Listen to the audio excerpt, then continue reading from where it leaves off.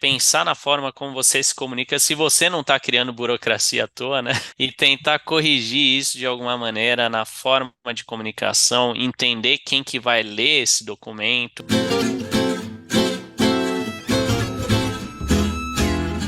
Olá, pessoal. Começa aqui o Filó. Filó é o podcast da Conexão, onde você puxa sua cadeira, senta aqui numa roda de amigos, conversar, bater papo e aprender bastante com os nossos convidados.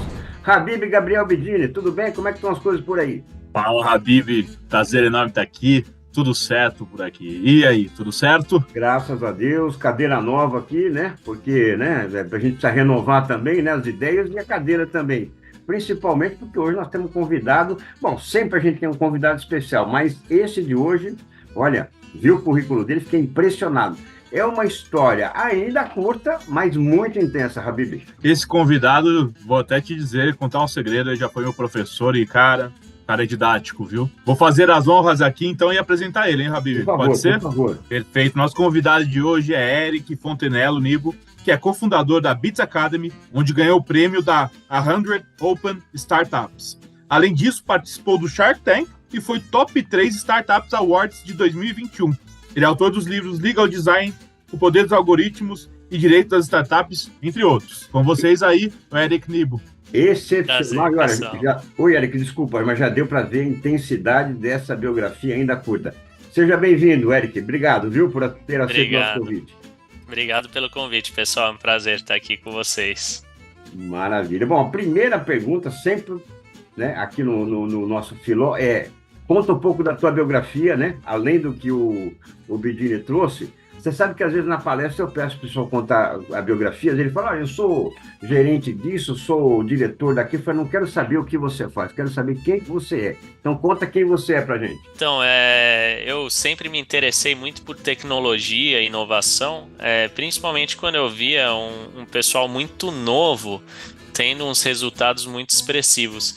Então, por volta da faculdade, eu comecei a pensar, pô, o que que é isso que tá rolando aí que o pessoal não tá me ensinando, né?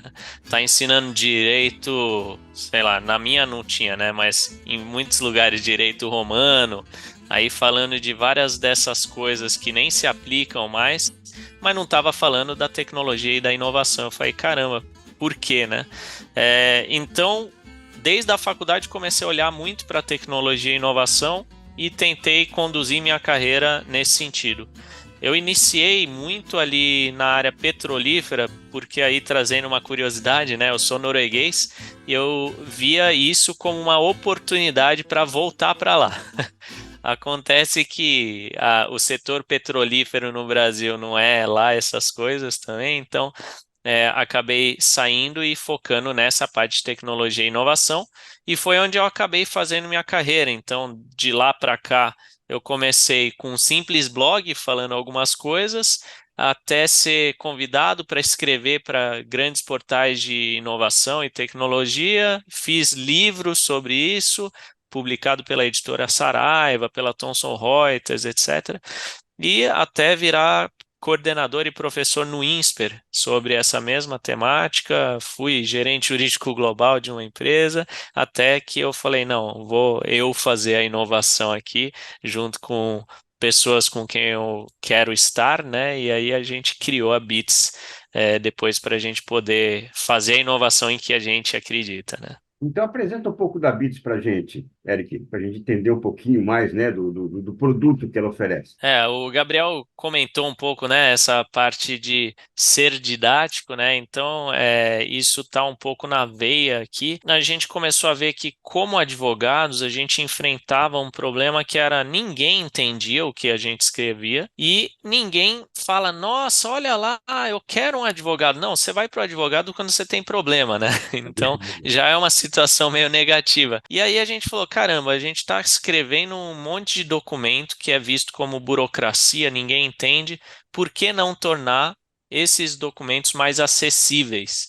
E aí a gente fez isso. E seguindo meio que um ditado popular aí, bastante conhecido, que é, você não entendeu o que é que eu desenhei? Então a gente usa design para traduzir esses documentos complexos. E aí, tanto juízes quanto advogados e até o público leigo vai conseguir entender esses documentos. E de lá para cá a gente tem atendido as maiores empresas do Brasil e até do mundo. A gente está fazendo até lá fora, né? Então isso tem sido muito legal. Numa trajetória curta aí, a gente está atendendo todas as grandes empresas que você, Gabriel, eu conhecemos aí, de ver na rua mesmo, né? Então isso é muito legal. Mas eu queria saber uma coisa, porque você circulou por uma série de lugares, certo? Antes você trabalhou na Easy Taxi, né? Onde você foi coordenador jurídico, correto? E você Isso, trabalhou isso, e você trabalhou na Petrolífera também, né? De isso. onde que surgiu a ideia de você falar, não, ó, cansei disso tudo, ou não sei se cansou disso tudo, mas falou, ó, como que você chegou na Bits? Quando eu comecei a carreira, eu estava num escritório norte-americano, né? Lá eu não gostava muito dessa coisa de hierarquia, tinha que usar gravata toda hora, terno, não sei o quê. Eu achava aquilo muito superficial, vamos dizer assim. Então, às vezes você nem precisa ser bom, é só a forma como você se veste, né? Então, aquilo para mim não fazia muito sentido. De lá eu fui para essa petrolífera que era com o intuito de ir lá voltar para a Noruega.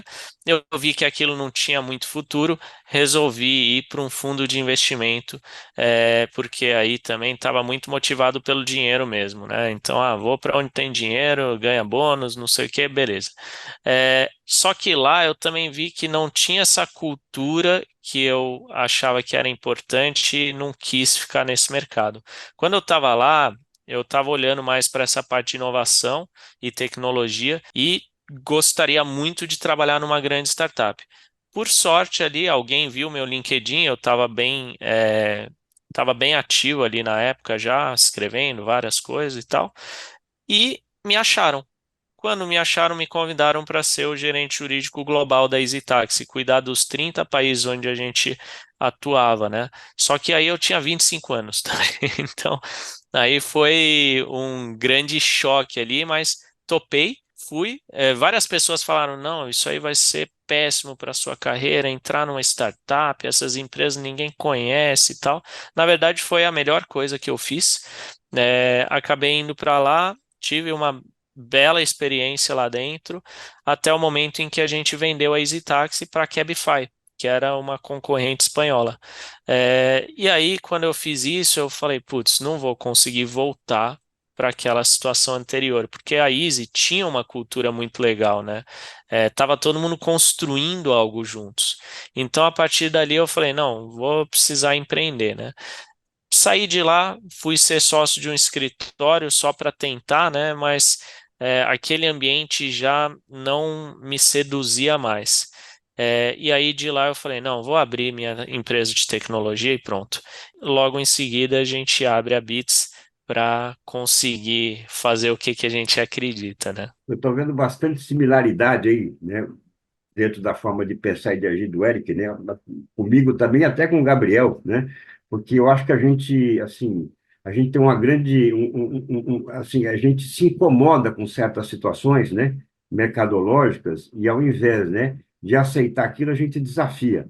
Então já deu, já fica aqui, né, um legado do Eric para vocês que estão acompanhando, porque é o que aconteceu com ele. Ele se sentiu incomodado com o modelo do direito, né, com tantas situações, e ao invés disso foi, né, e nem obrigatoriamente porque se submeteu, né, a um longo curso de direito, ele, né, buscou atuar no modelo convencional de escritório e tudo mais. Então, parabéns, Eric, eu acho que é isso mesmo, né, a gente tem que encontrar felicidade, e às vezes a felicidade não está exatamente no modelo, né, que a gente sonhou lá atrás. Um detalhe assim também que eu vejo bastante importante que eu queria que você trouxesse, né? Assim, onde as empresas mais pecam, né, na aplicação dessas ferramentas que você oferece? Hoje a gente atende todos os setores, né, da economia, então, desde bancos, seguradoras, indústria, todos eles são de setores diferentes, mas a gente nota ali alguns padrões, né?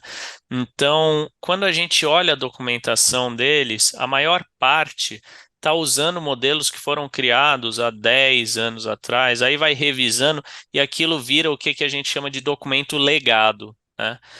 É um documento que vai acumulando durante anos atualizações, mas nunca se mexeu no centro do documento ali. Ele só vai colocando mais coisa em cima e chega lá e vira um documento de 40, 50 páginas que ninguém quer ler. Às vezes ninguém entende. E aí é onde mora o problema. Então, primeiro, ele vai acumulando essas atualizações ao invés de ele ser repensado. E segundo, ele acaba, às vezes, não considerando o usuário do documento. Às vezes não, acho que 90% dos casos. Ele não considera quem que vai ler. Então, geralmente, um documento é feito de um advogado para outro advogado. Só que não é essa a realidade. Quando eu estou vendo, por exemplo, Netflix, eu tenho que ver os termos e condições, não necessariamente eu sou um advogado.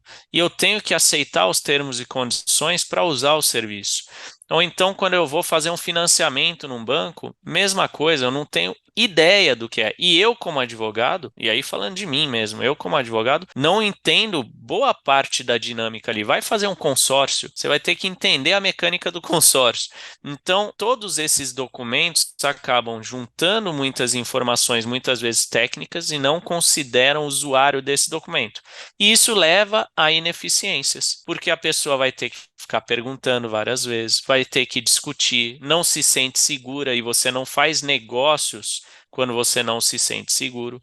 Então, tem vários desses problemas que a gente encontra nesses documentos. Perfeito. É, Só uma coisa, Habib, até para aproveitar isso.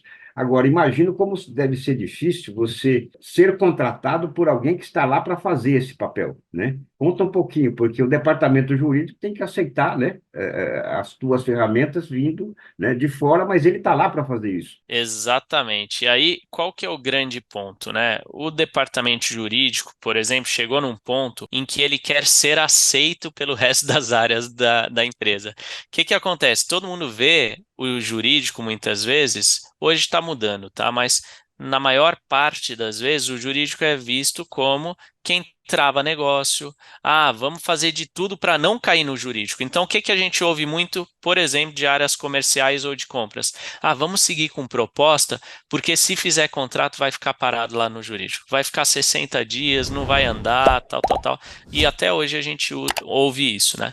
Então, o jurídico, ele passa a ser o patinho feio da empresa. Ele não está tentando resolver as coisas, ele está tentando burocratizar na visão do povo. Então, o jurídico passa a querer ser aceito como uma área de negócio, uma área parceira de negócios, assim como é, por exemplo, com o RH. O RH é visto como business partner, né? Então, parceiro. E aí, com isso, eles começam a ver uma necessidade de se atualizar e de utilizar uma forma mais amigável de se relacionar com as outras áreas. Então, aí o jurídico começa a querer usar legal design. Só que a partir do momento que o jurídico quer isso, ele vai provocar os fornecedores dele também a fazer isso. E quem que são os fornecedores? Os escritórios de advocacia. E aí ele começa a cobrar isso também dos escritórios de advocacia. Em determinado momento também o governo começa a ver, cara, não estou alcançando a população, eu preciso melhorar minha linguagem. Então a gente até está vendo nesse ano principalmente, o Barroso, ele está lançando uma campanha de linguagem simples em toda a justiça brasileira. Já tem resolução do Conselho Nacional de Justiça desde 2020 falando sobre a necessidade de usar legal design para tornar tudo mais fácil de entender. Então essa foi meio que a evolução, tá? Eu lembrei de tanta coisa, cara. Eu sempre fico animado quando eu converso com você, porque eu acho que a gente partilha de muita ideia em comum. E eu ia te fazer uma pergunta, né? Que na verdade eu peguei aqui a frase do Barroso, que está falando justamente disso, que ele fala que nós advogados usamos 8 palavras para dizer o que poderíamos dizer em 2. Usamos frases misteriosas para expressar ideias comuns. Procurando ser mais precisos, tornamos-nos redundantes. Procurando ser mais cautelosos, tornamos prolixos. Que é muito o que você falou. Então, essa preocupação é sensacional. E outro dia eu estava conversando com alguns juízes de conhecidos, eles me perguntaram, mas Gabriel, afinal de contas, o que é o legal design? Então eu te faço essa pergunta, Eric. O que é o legal design? O legal design vamos partir um pouco antes, né? O que é design? Design é o conceber um produto pensando na estrutura, né, na forma e na funcionalidade. Então, se eu estou criando um produto jurídico, que é o documento, eu preciso pensar na estrutura e na função dele. Quando a gente fala um produto, ele é resultado de uma série de etapas que a gente chama de processo. Então, para eu chegar num produto, eu tenho que ter um processo. Só que eu, além de ter um processo, eu tenho que garantir que ele vai me entregar funcionalidade no final e eu vou pensar na estrutura para que a estrutura seja funcional. Então, isso é pensar ali na parte de design. Quando eu olho legal design, eu estou qualificando a palavra design, estou falando que agora não é qualquer produto, é um produto jurídico. Sendo um produto jurídico, então, eu vou ter que pensar na estrutura do documento. Qual que é a estrutura que a gente geralmente usa? Aquele blocão de texto. Então, será que essa é a melhor estrutura para um documento? Ou eu posso adotar outras estruturas? Será que tem que ser sempre no modo retrato e não pode ser paisagem? Então, eu vou pensar nesse tipo de coisa. E depois eu tenho que pensar se aquilo é funcional. Então, mais cedo eu falei, tem que considerar os usuários. Então, o documento, ele é funcional para os usuários? Como ele pode se tornar mais funcional? Vou dar um exemplo. A gente fez aqui um documento, por exemplo, para analfabetos. O analfabeto, ele não sabe ler. E boa parte da população brasileira é analfabeta ou tem algum grau muito baixo de instrução. Então, como que eu vou me comunicar com essas pessoas por meio de um documento? Então, ali, para ser funcional, e eu preciso de um documento para documentar uma relação, o que que a gente fez? Vamos colocar um botão de áudio onde o analfabeto pode ouvir o contrato. Então, aí é onde eu torno isso funcional. Então, o que que acontece? Quando eu digo essas coisas, no fundo eu estou entendendo quem é o usuário do documento. Ele só vai ser funcional se eu consigo entender quem vai utilizar isso. Então, eu preciso entender, é o juiz que vai utilizar aquele documento? É outro advogado? É alguém que é leigo, ou seja, não formado em direito? Ou é uma pessoa de 60 anos? É uma pessoa de 10 anos? Como que são as características dessas pessoas e para que elas vão utilizar? Então, é isso que a gente vai pensar na hora de fazer legal design. E aí, legal design, então, vai ser criar esses documentos pensando no usuário, na sua forma e na sua funcionalidade. Eric, inclusive, vi também, né, no teu site vários textos, né? Então, parabéns pela forma com que você, né, expressa suas Obrigado. ideias, né? Porque realmente, né, a gente lê, entende, né? E reflete, que eu acho que esse é o ponto principal de quem escreve, né? Então, eu queria primeiro abordar um artigo teu lá, que é o que é gestão do conhecimento. Então, eu queria que você explicasse um pouquinho desse conceito. Quando a gente fala de gestão do conhecimento, principalmente na área jurídica, aqui vou acabar dando esse recorte, quando a gente olha para um advogado, o que ele faz é uma produção intelectual. O grande ponto é que quando você documenta esse conhecimento de alguma maneira, você acaba fazendo isso muitas vezes para o seu cliente. E aí, esse conhecimento que foi criado ali naquele documento é enviado para o cliente. Você não retém nada desse valor que você gerou. E aí muitas vezes as pessoas perdem aquilo, aí falam, não, putz, vamos falar sobre tal coisa. Eu lembro que a gente tratou disso no caso que a gente tinha lá com o Gabriel. Pô, mas cadê a minuta do Gabriel? E aí você não lembra, você não tem uma organização disso. Então, quando a gente fala de gestão do conhecimento, é a gente ter essa produção intelectual e conseguir guardar ela e sistematizar para utilizar novamente, porque aí você também se torna mais eficiente. Você não perde toda vez e não refaz toda vez. Você vai acumulando esse ativo que é intangível. E esse é um grande problema das empresas, né? A memória da empresa, né? Ela foi se perdendo. Hoje existem ferramentas, como você trouxe, né? Mas, infelizmente, algumas empresas perderam. Eu vejo isso principalmente como biógrafo, né? Quando eu preciso registrar um período da empresa, infelizmente, né, não tinha uma cabeça ali pensando nisso. Habib, é muito bacana o que o Eric tem trazido, porque o que ele está trazendo é o de mais novo na gestão, né? E a gente vê que no Brasil temos as grandes empresas, mas se a gente for pensar, a maioria das empresas no Brasil hoje são pequenos empresários, né? E, Eric, eu queria saber uma coisa, cara. Você falou para a gente da aplicação do legal design, explicou tudo para a gente como que é, explicou a sua trajetória, explicou como podem usar, e você até falou da maneira dos áudios, né? Que eu achei sensacional. Mas eu sei de alguns cases e eu vou deixar aqui aberto para você. Tem algum que você pode contar para a gente dessa aplicação e como isso realmente fez a diferença? E mais um ponto: tudo isso que você está trazendo no direito é a transparência, que é um dos principais assim, princípios do direito. Porque não basta você falar ali, a pessoa tem que entender. Isso eu acho que é maravilhoso, né? A gente está falando do, do uso correto das informações. E aqui eu estou falando, né, com dois comunicadores que fazem isso muito bem. Então, Eric, eu gostaria de saber se você tem algum case legal aí para contar para a gente, que você pode exemplificar isso aí. Com certeza, com certeza. E acho que pegando essa sua fala, Gabriel, é interessante, né? Durante muito tempo, os juristas usaram a língua não como uma ferramenta de comunicação, mas como uma arma.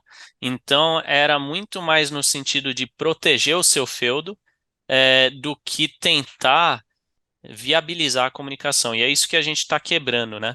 Então, quando a gente pega e refaz um documento, a gente olha para algumas ineficiências, né? Então, aí entrando nos casos. Primeira coisa, a gente faz isso por etapas. A primeira coisa que a gente vai olhar é o texto, e em seguida a gente pensa na estrutura e só depois aplica os recursos de design. Quando a gente olha ali, por exemplo, para o texto, nessa primeira análise, a gente pode acabar facilitando a comunicação, então melhorando o nível da comunicação, ou então até reduzindo o texto. Então, trazendo um primeiro caso de uma grande rede de farmácias aí, em um documento deles, estou falando só um, tá? A gente reduziu 6 páginas, ou seja, eliminamos 6 páginas que eram desnecessárias. E aí isso significa que uma pessoa teve que gastar tempo escrevendo 6 páginas que não precisavam estar lá, e outra pessoa tinha que ler aquilo. Se a gente considera que sempre tem duas partes negociando ali, em média, né, as pessoas levam de 6 a 8 minutos lendo essas páginas, tá? Então, na verdade, eu estou desperdiçando o tempo dessas duas pessoas, o que dá 12 a 16 minutos de desperdício de tempo dessas pessoas a cada vez que elas leem esse documento. Só que esse documento, ele é feito várias vezes no mês e no ano. Então, no final do ano, eu estou economizando dias de trabalho ali das equipes que estão envolvidas naquela negociação. Nesse mesmo documento, a gente começa a eliminar algumas ineficiências de texto. Então, vou dar um exemplo. Advogados geralmente escrevem na voz passiva. Quando eu escrevo na voz passiva, eu uso muito mais palavras do que eu precisaria usar se eu estivesse escrevendo em voz ativa. Então, a gente vai transformar isso. E aí eu consigo eliminar algumas palavras. Quando eu começo a olhar para questões como duplas negativas, vou dar um exemplo. Eu escrevo lá, não será permitido nenhum. Não, primeira negativa. Nenhum, segunda negativa. Quando eu tenho duas negativas na mesma frase, a gente que está lendo não consegue entender o sentido. Aí dá aquele efeito que você lê 2, 3 vezes a mesma frase para tentar entender aquele sentido. Então a gente vai eliminando isso também.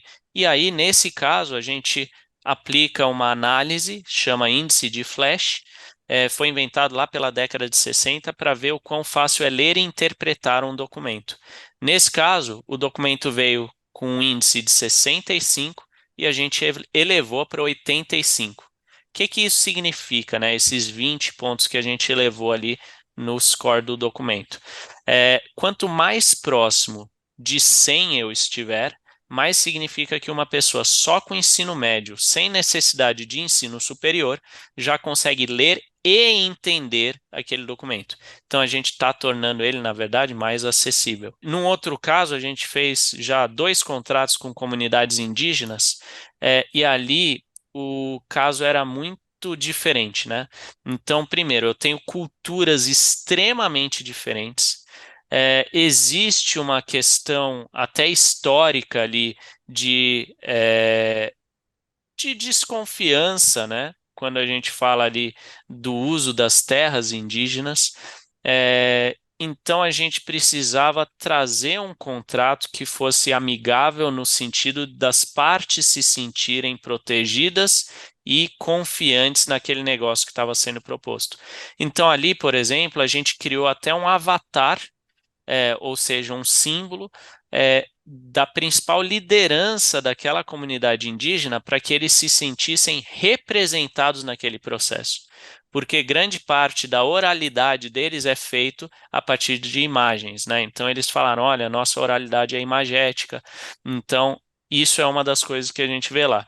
E não adianta também eu falar de inclusão se aquele documento está escrito só em português, sem considerar a língua nativa deles. Então, a gente também colocou no documento a língua nativa deles. E isso faz com que eles se sintam incluídos nesse processo. Em outros casos, como por exemplo contratos comerciais, a gente conseguiu reduzir o ciclo de vendas de uma empresa de 90 dias para 30 dias.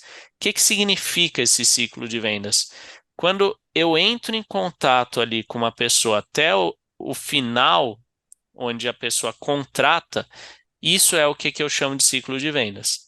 Só que se eu tenho um contrato extremamente complexo, que a pessoa vai demorar para analisar, vai demorar para ler, etc., e vai ter que ficar negociando, isso alonga o meu ciclo de vendas. Qual que é o problema de um ciclo de vendas longo? Você não vende. E aí você não tem dinheiro entrando na empresa. Isso prejudica o seu fluxo de caixa. Então, aí, quando a gente fez essa mudança, a gente conseguiu reduzir praticamente 2 meses aí, do fluxo de caixa deles, entendeu? Então, isso é interessante quando a gente fala dos casos, os efeitos que isso dá. Tem um grande banco que procurou a gente porque estava tomando pau mesmo dos clientes, na nota de satisfação.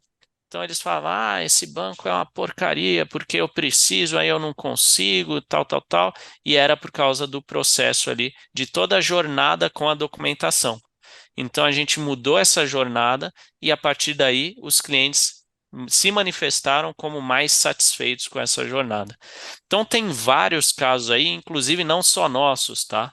Tem de outras casas que fazem legal design, tem de outras pessoas, então órgãos públicos. Tem uma juíza chamada Aline Tomás, lá em Goiânia, ela conseguiu diminuir em 30% o tempo médio de duração dos processos que correm com ela, e ela conseguiu diminuir quase pela metade a recorribilidade da sentença dela, ou seja, as pessoas questionando a sentença dela. Então, até na esfera pública, a gente está vendo grandes iniciativas aplicando legal design com bons resultados. E acho que isso que você falou, Gabriel, de trazer casos é o mais importante, porque tem muita gente aí que acha que é pintar documento. Não é essa a ideia. Então, eu só vou fazer design quando eu consigo entender os resultados, os impactos que o meu design está tendo. Porque, como eu falei mais cedo, né? Eu estou considerando o usuário, eu preciso que seja funcional e que gere esses resultados. Se eu não estou gerando resultado, não é design. Parece que o legal Aproveitando, design tem muito de empatia, né? Primeiro, antes de fazer, eu tenho que me colocar, Exato. né, no lugar do... É isso, né, Eric? Exatamente, que é essa questão do usuário, entender o usuário, né? Eu só vou entender o usuário se eu me coloco na posição dele. Né?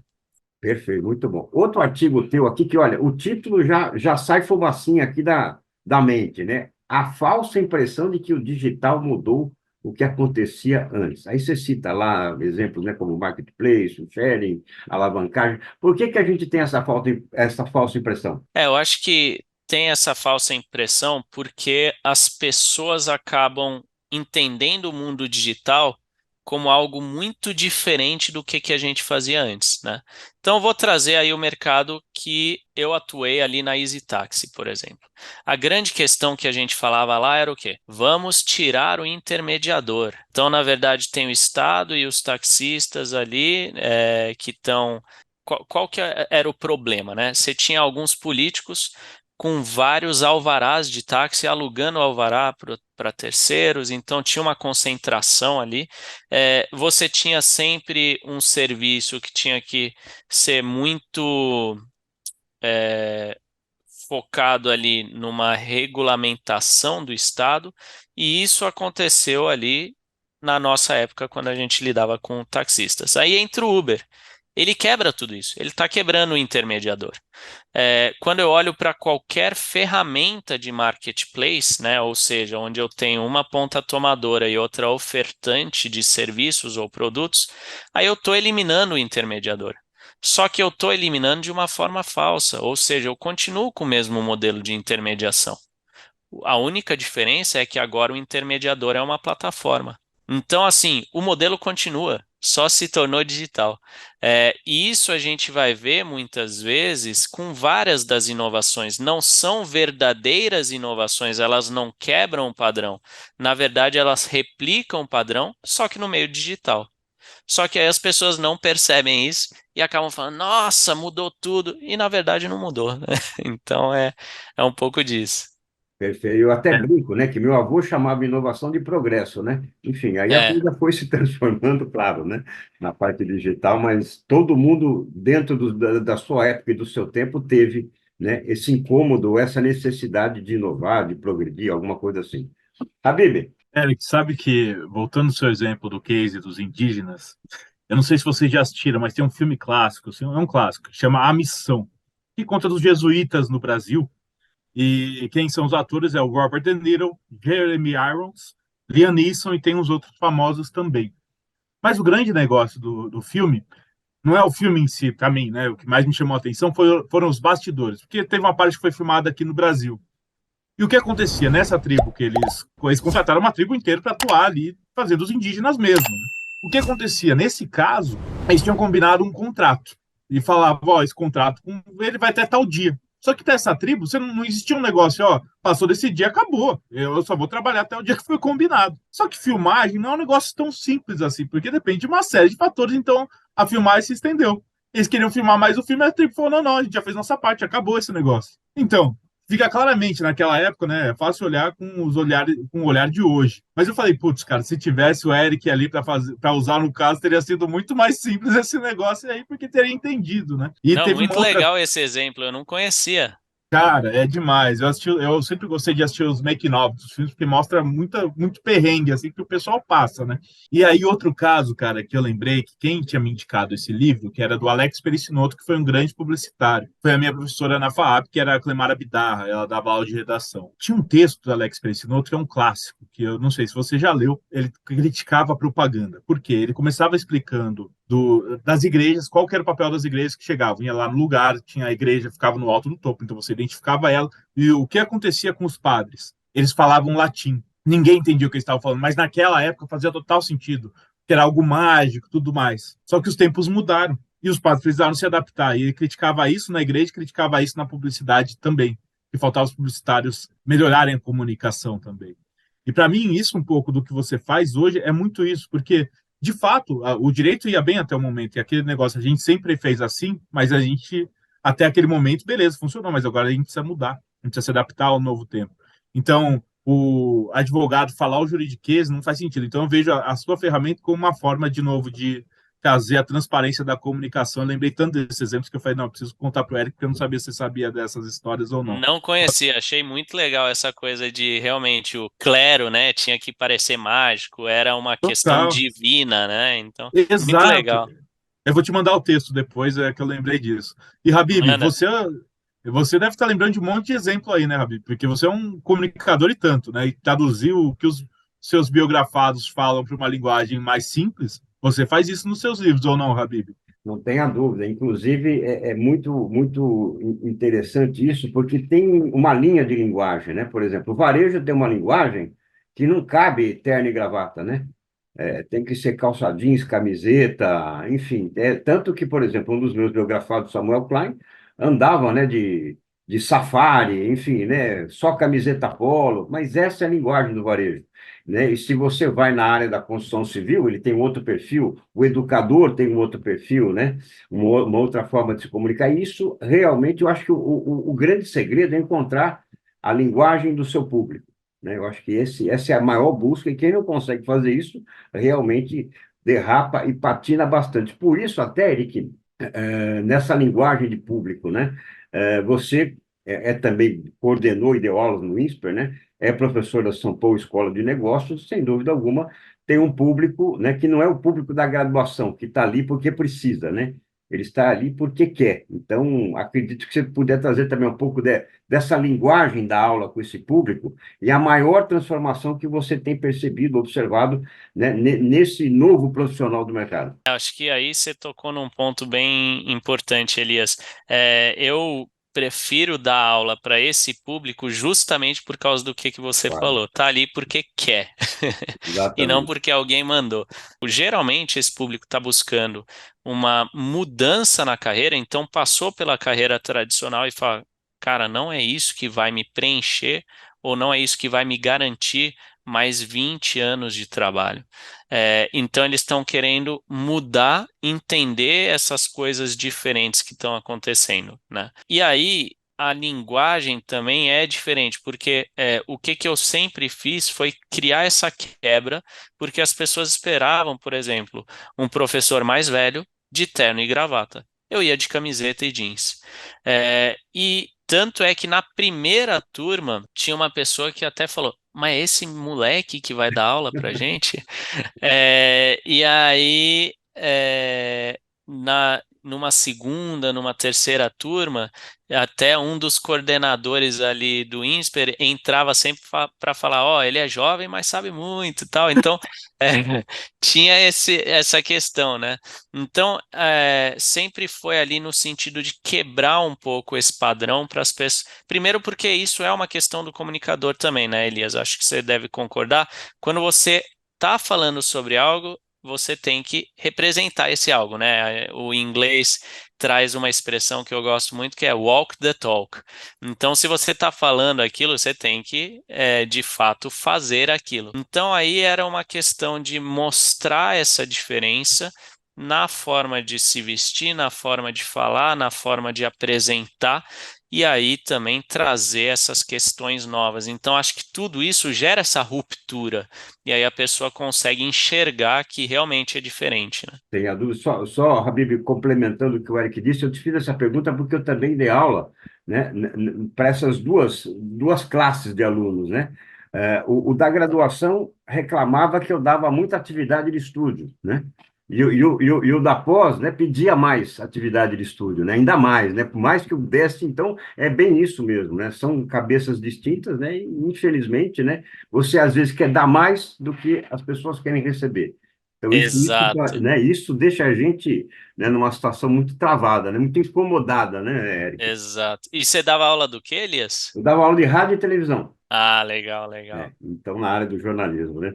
Eric, eu fiquei pensando aqui, cara. Eu acho que eu nunca te fiz essa pergunta, viu? Mas como um norueguês veio parar no Brasil, cara? Essa é uma história aí bem diferente. O que que acontece? Minha mãe é brasileira, ela saiu de férias ali para ver um amigo dela que estava morando na Noruega. Lá na Noruega, o melhor amigo desse amigo dela era o meu pai, né? E aí ela conheceu. Acontece que se apaixonou ali e ficou 10 anos.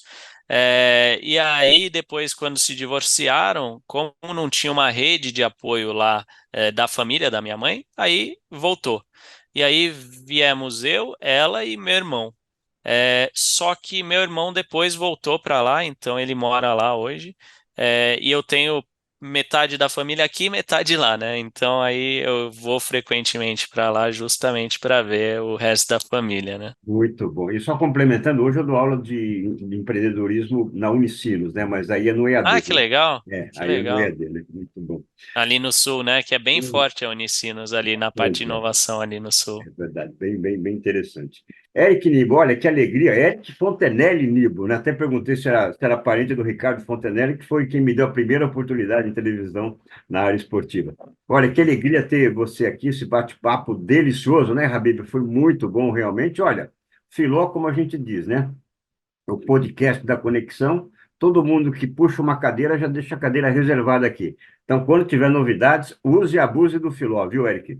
Com certeza, foi um prazer estar aqui com vocês, viu, E pessoal? deixa uma Obrigado aí mensagem para a pelo gente também, né? convite. Deixa uma mensagem né, nesse encerramento. Com certeza. Acho que quem estiver ouvindo e assistindo a gente, acho que o legal é pensar na forma como você se comunica, se você não está criando burocracia à toa, né?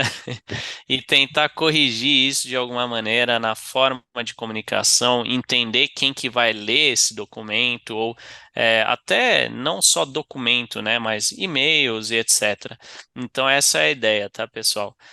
Quem quiser falar comigo também, fica à vontade, eu estou sempre aberto aí para qualquer tipo de comunicação que vocês quiserem fazer comigo, seja tirar dúvidas, aprender mais sobre o tema.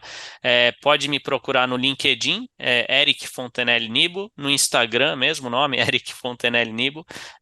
E se procurar ali no LinkedIn, tem meu telefone, tem meu e-mail, então fiquem à vontade, tá? Podem entrar em contato a qualquer hora aí. Aliás, parabéns, porque no teu LinkedIn está lá, estamos contratando. Parabéns, gostei disso, viu? É o que o Obrigado, Brasil viu, precisa. Elias? É isso. E Habib, aconselho eu seguir a página dele no Instagram, porque ele passa, além de dar umas aulas lá também, ele mostra muita coisa da Noruega, que eu, pelo menos, achei sensacional a viagem dele. Pude acompanhar aqui de pertinho, muito legal mesmo, viu? Que legal, Gabriel. Que bom que curtiu ali e acompanhou, hein? Parabéns, obrigado, viu, Eric? Obrigado, pessoal. Habib, Valeu, Eric. que delícia de papo, hein? Sensacional, Habib. Sensacional. Eu sempre gosto de conversar com o Eric, viu? É sempre um bom papo e eu sempre Não, aprendo muito. igualmente, Gabriel. Obrigado aí pelo convite, viu, pessoal? Com certeza já cadeira cativa aqui. Então, hoje, pessoal, nós tivemos aqui o Eric Nibo, o Gabriel Bedini e eu recebemos nessa feraça aqui que trouxe, sem dúvida alguma, conceitos incríveis que muitas vezes nós, né, que somos, né, o cliente, né, certamente ficamos bastante tranquilos, né, em saber que as próprias empresas estão preocupadas em mudar um pouco dessa comunicação e, em especial, o Eric, né, oferece esse tipo de serviço que, sem dúvida alguma, com muito sucesso. Obrigado, pessoal. Até o próximo Filó. Tchau, tchau.